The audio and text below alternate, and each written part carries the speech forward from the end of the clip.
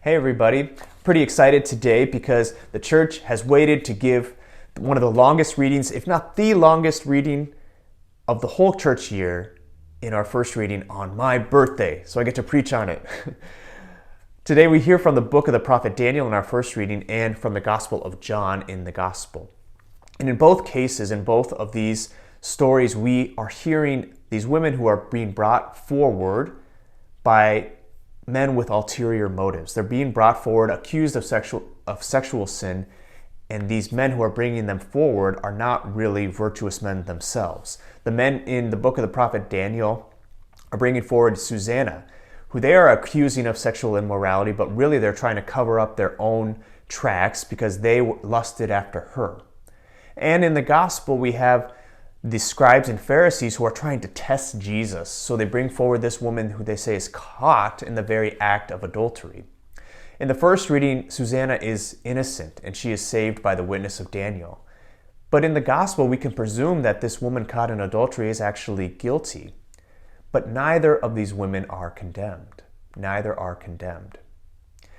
And it's kind of strange that this woman who's caught in adultery isn't condemned by Jesus, because she's really sinned. She's really done something wrong. But it's because in Jesus we see the perfect image of God's mercy. In Jesus we see the perfect image of God's mercy and the perfect model of a good confessor.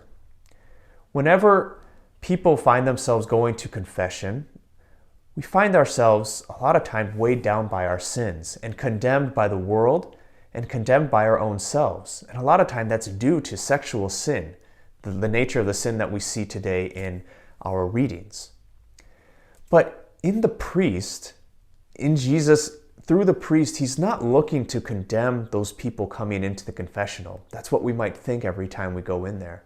But he's looking for sorrow in their hearts for their sins, for true contrition, and for the willingness to get up and keep trying again, to keep trying to do better in the future.